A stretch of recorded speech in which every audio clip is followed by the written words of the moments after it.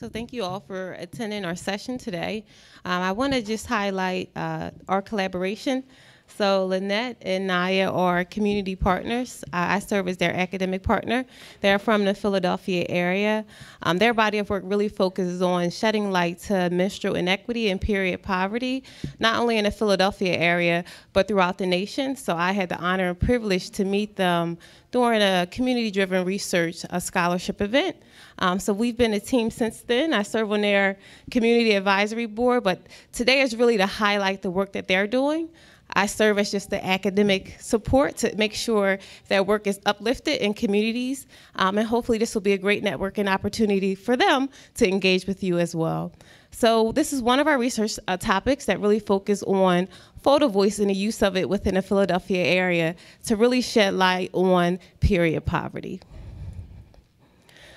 So these are the list of our objectives for the presentation, pretty straightforward, but surprisingly, even when I informed my institution that I was presenting with my community partners on period poverty, people didn't understand what that meant.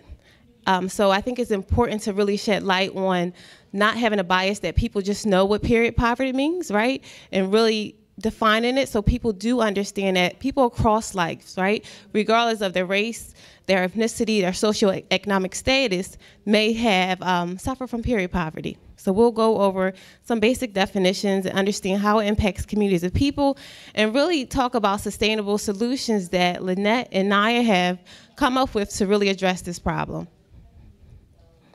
So I'm going to turn it over to Lynette.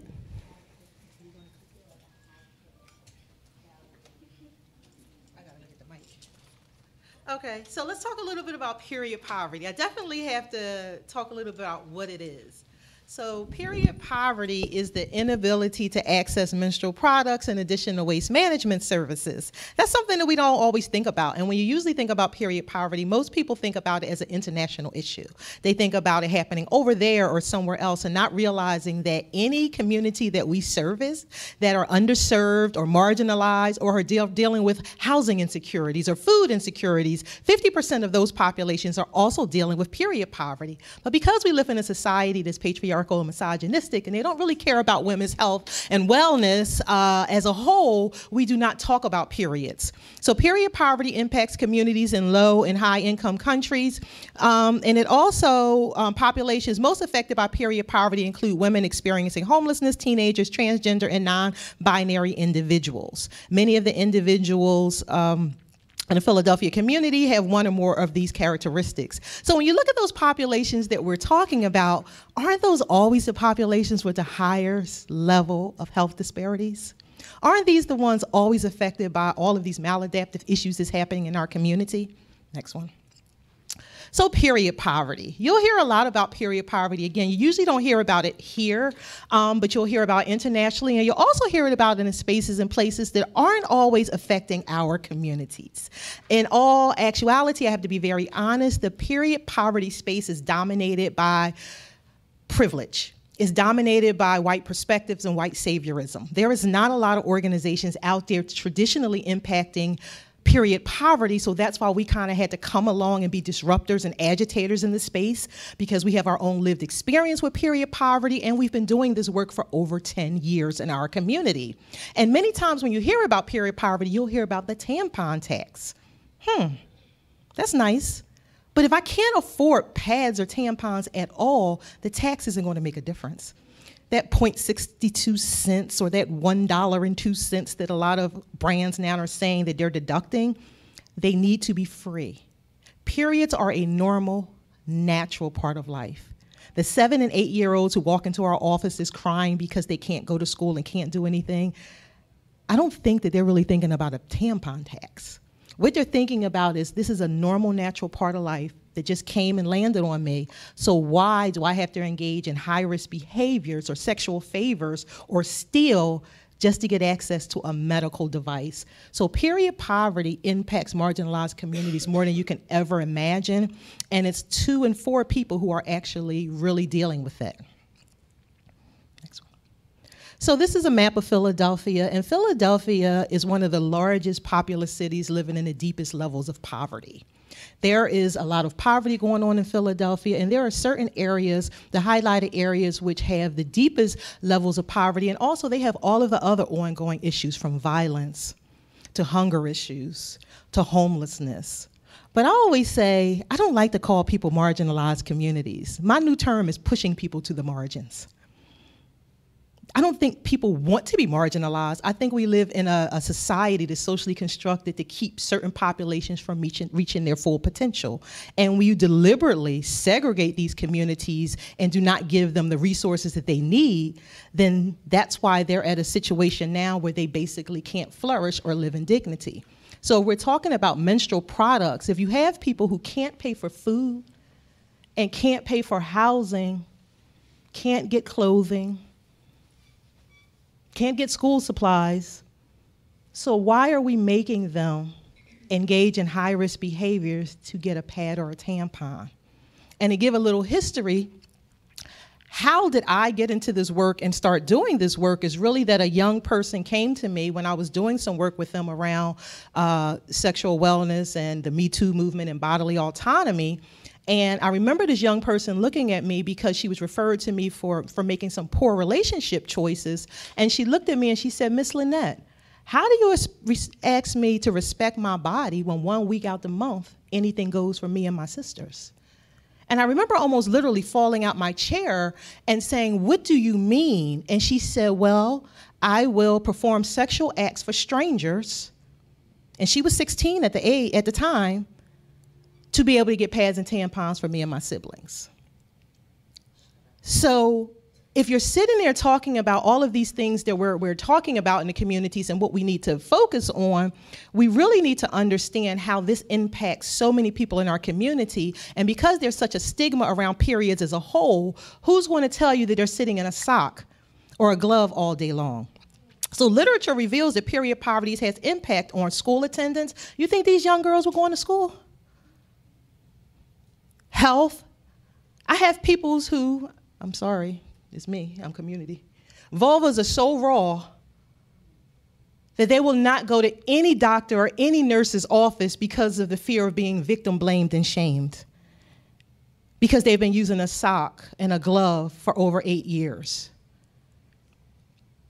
If you think about it, who gives out free menstrual products? Where do you get them in our community? Where is something to bridge the gap for menstrual products? Conveniently, the government during the national pandemic added to flexible spending, where 85% of Black and brown bleeding bodies had lost their job, but didn't add it to Medicaid, Medicare, WIC, or SNAP benefits. But I'm gonna go back to the slide. It affects school attendance, health, self-esteem, ability to obtain economic growth. And I want to talk a little bit about economic growth.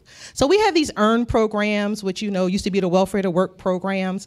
These are the programs that are in our communities that we have for our people to be able to, get out of poverty, but no one thought to give them menstrual products. So if you only gave me my one suit, my 2 pair of underwear, and no menstrual products, and I'm at a job that has lack of access to bathrooms, because the lower your social economic status, the poorer access you have to bathrooms, because you can't leave the desk, you can't leave the register, then I'm not coming to work, and then you're going to say I'm non-compliant and I don't want to do this.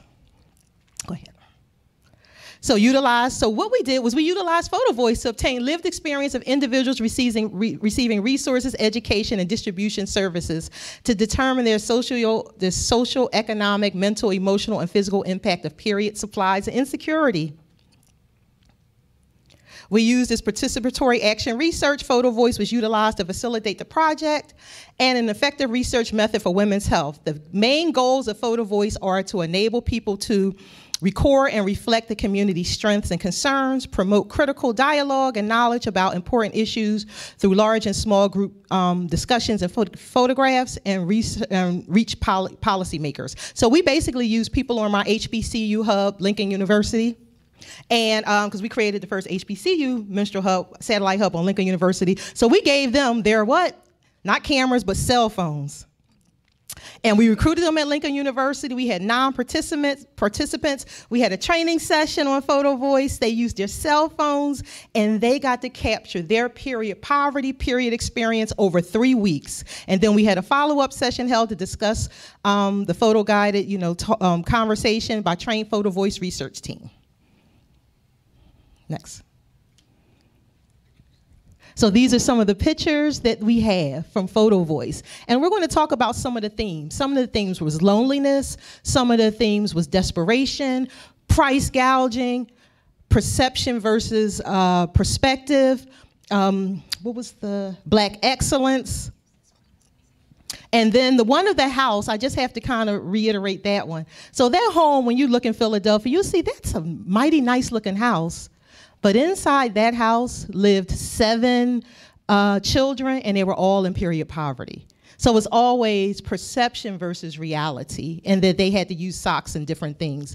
So some of the themes that people were really talking about was that people don't know that this is happening, that they're suffering in silence, and that there's no help except for organizations like ours and other people who are doing this work.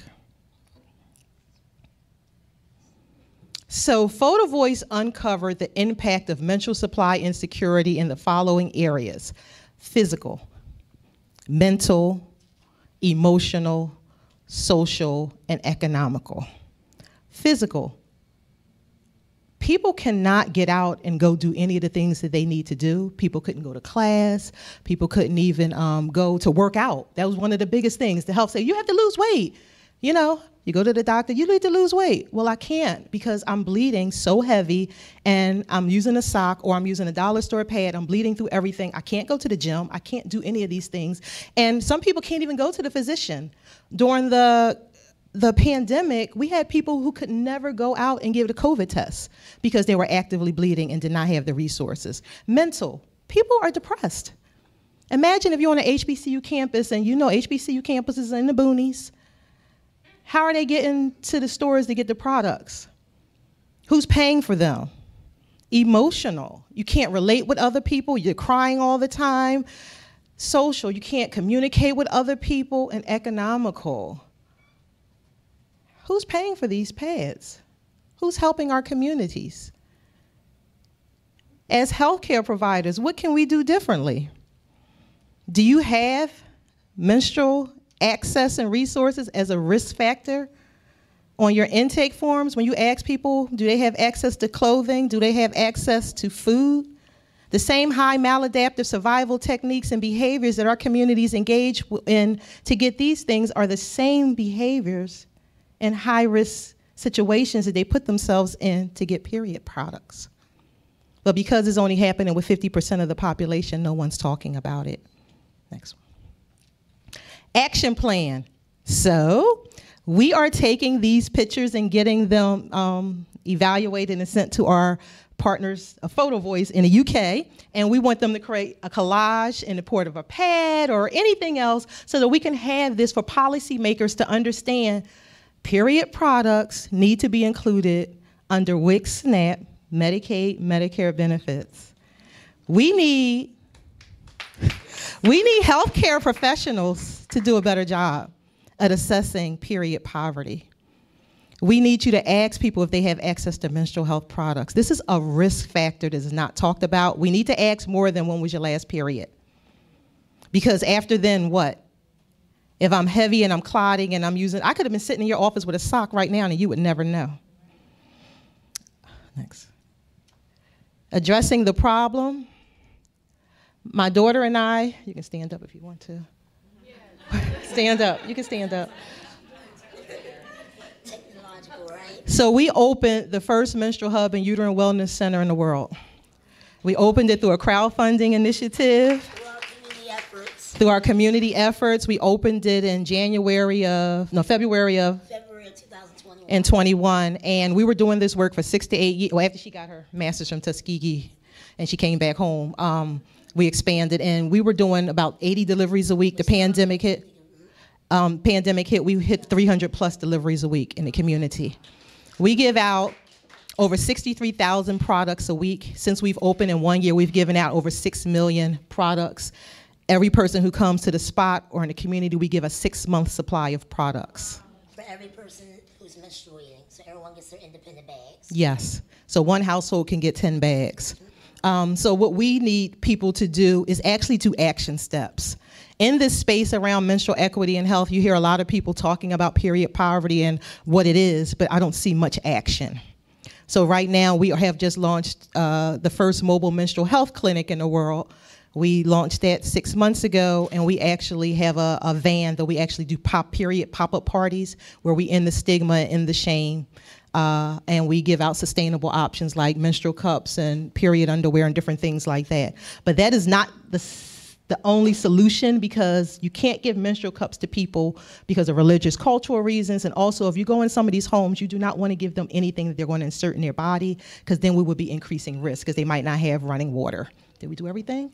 Conclusion, period poverty and menstrual inequities impact the lives of menstruating individuals in various aspects. Community participatory projects can help us support in advocacy and addressing the global health issues. Did I figure everything?